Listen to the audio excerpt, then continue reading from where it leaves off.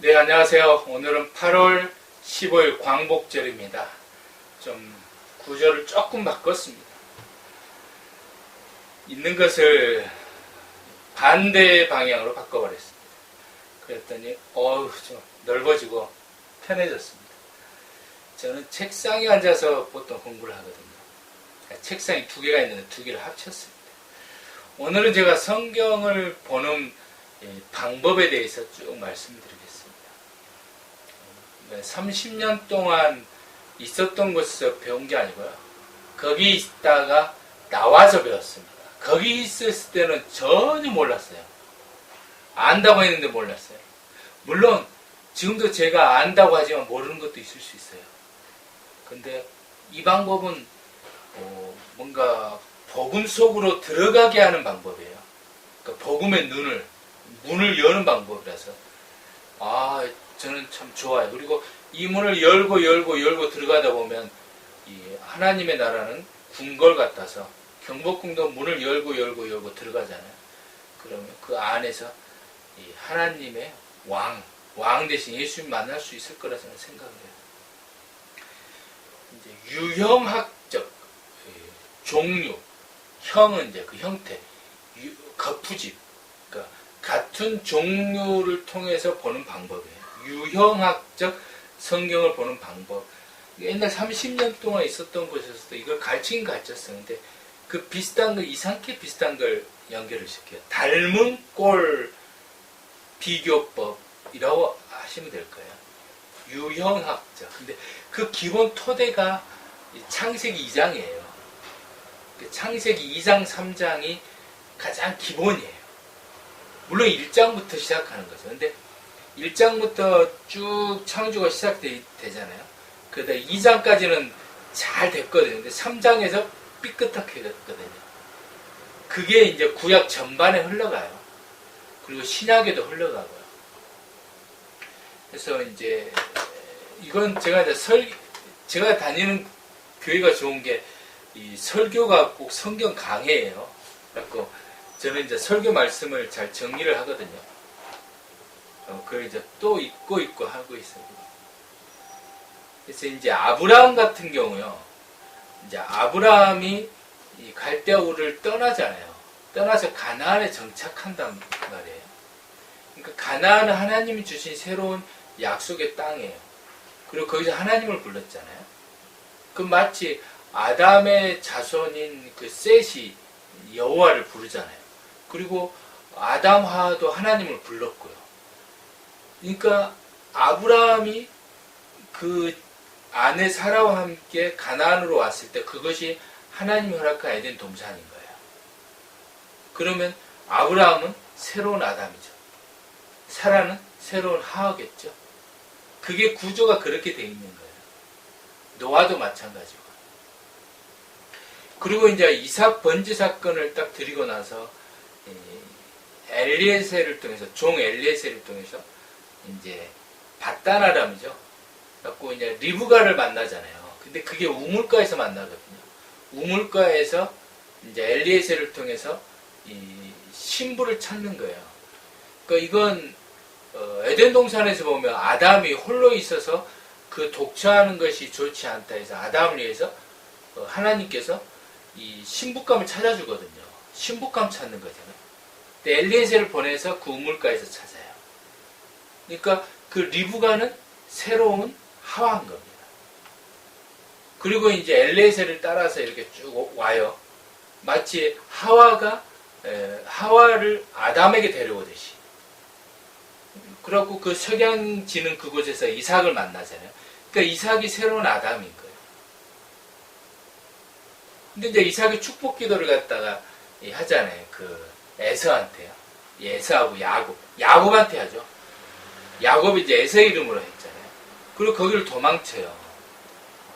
그래갖고 밧단 아람으로 갔는데 이제는 이제 좀 달라지는 게 뭐냐면 신부를 찾아가지고 신부를 신랑한테 데려왔단 말이에요. 아담한테요. 근데 이제는 신랑이 신부집으로 가는 겁니다. 이것을 이제 대릴사이제라 그래 이거요. 옛날 신랑들이 신부집에서 많이 그래 대릴사이를 했어요. 리브가는 대릴 사이는 아니죠. 민며느리 제죠. 근데 야곱은 대릴 사이를 했던 겁니다. 그래서 7년 14년을 대릴 사이를 했어요. 그리고 거기 보면은 이제 거기서도 야곱이 우물가에서 만나거든요. 라헬을. 우물가에서 만났다는 거. 두 남자 여자가. 그 에덴 동산을 말하는 거예요. 아담, 하와. 이게 유형학적으로 보는 겁니다. 그래서 성경은 이렇게 쭉 써 있는 거예요. 이게 이제 요한복음 그 4장에 보면 사마리아 여인이 나와요. 거기를 읽어보면요. 야곱의 우물가에서 예수님이 사마리아 여인을 만납니다. 그럼 거기서 이제 요한복음을 쓴 기자가 야곱의 우물이라고 딱 썼잖아요. 그것은 야곱 사건을 이야기하는 거예요. 예수님이 새로운 야곱이고 새로운 아담이라는 거예요. 그러면 이 사마리아 여인은 이 새로운 라헬이 되는 거죠. 그리고 새로운 또 레아가 되는 거고요. 그래서 이렇게 흘러가는 거예요. 그러면 그 우물가, 그러면 이제 우리는 이게 이제 어디까지 연결이 되냐면요. 오늘은 이제 8월 15일이니까 마가복음 15장을 읽었어요, 제가. 15장은 가슴 아픈 사건이죠. 십자가 사건이거든요. 이제 십자가 사건에서 예수님이 십자가에 매달려서 아침 9시에 매달려가지고 오후 3시, 낮 12시, 그 다음에 3시에 운명하셨어요. 그 밑에 보면은 여인들이 예수님을 지켜봤더라라는 그 말이 나옵니다. 여인들이 있고 이 신랑이 되신 예수님이 십자가에 못 박혀 죽었어요. 이것은 창세기 3장을 떠올려야 됩니다. 이 사건을 통해서요. 창세기 3장에서는 이 죄를 지었잖아요. 아담 하와가. 그랬을 때 아담은 그 죄를 아내인 하와한테 덮어 씌우잖아요. 그러면서 하나님이 저에게 중매를 이렇게 데려온 그 여자가 따먹으라 해서 내가 따먹었다 그랬단 말이에요. 그리고 하와는 뱀을 갖다 지목하고요. 근데 신랑 되신 예수님은 그 여인들의 죄를 그리고 그 백성의 죄를 다 짊어지고서 당신이 죄값을 치러버려요. 이게 바로 신랑 되신 예수님이십니다. 그러니까 창세기 3장에 아담이 못했던 일을 예수님이 대신 하신 거예요. 죄값을 짊어지고 당신이 죄를 짓지 않으셨거든요. 근데 그것을 치르신 거예요.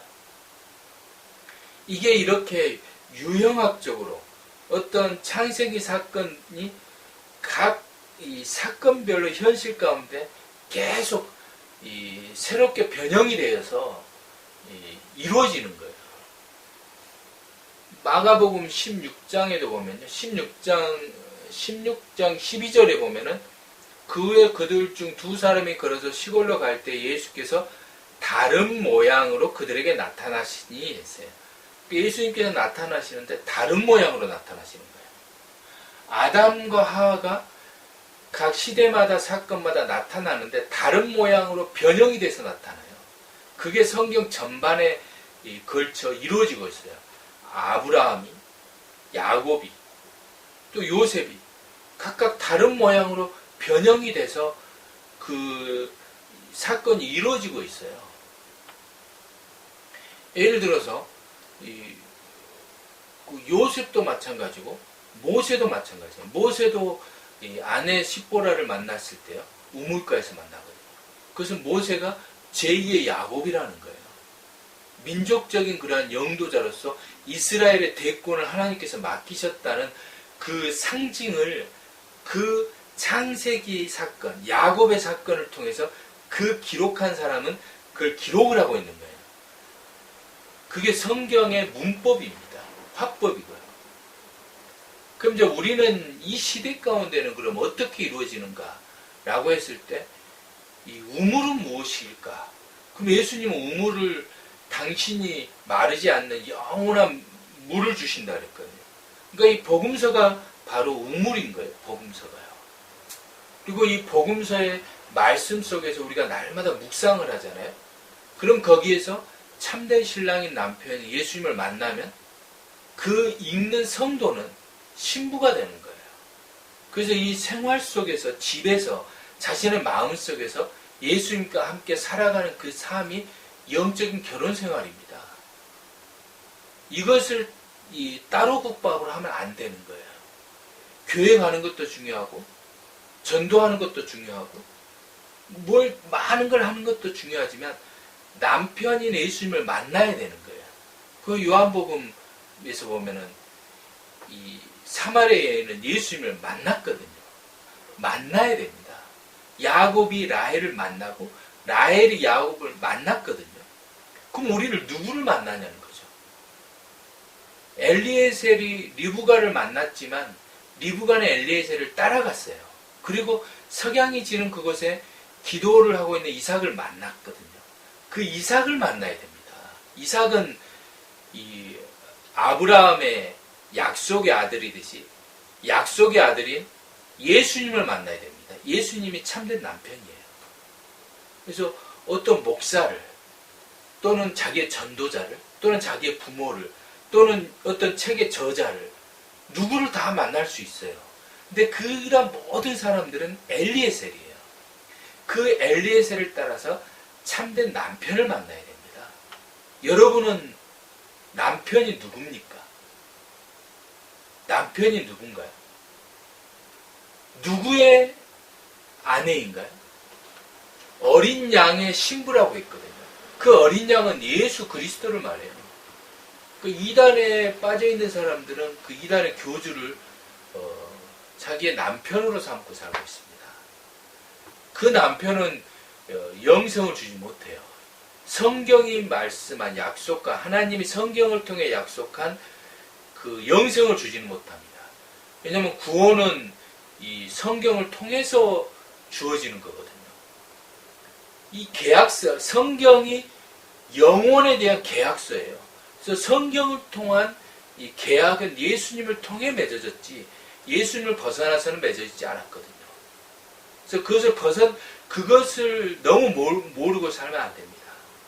그래서 교회에 다녀도 또 이단교회 다니든 또 교회 다니지 않든 뭐 불교를 믿든 유교를 믿든 무엇을 믿든지 간에 남편은 오직 한 분이에요. 예수 그리스도입니다.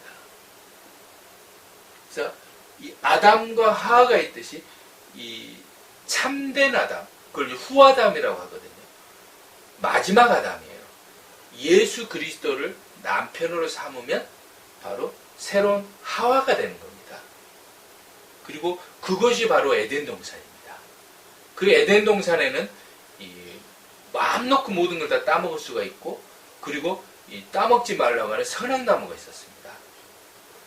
그 선악나무는 바로 십자가로 대치가 됩니다.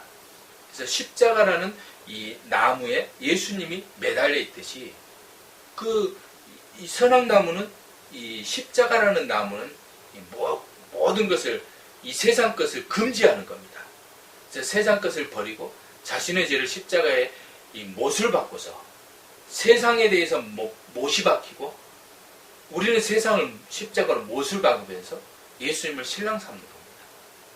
그래서 예수님께 속할 때, 속박될 때 바로 진정한 이 성경의 자유가 주어지는 겁니다. 이게 바로 유형학적으로 성경을 해석하면서 그 성경 해석을 자신에게 해석하는 거예요. 오늘 저는 하루의 에덴 동산 속에서 예수님을 만났거든요. 말씀으로 만났습니다.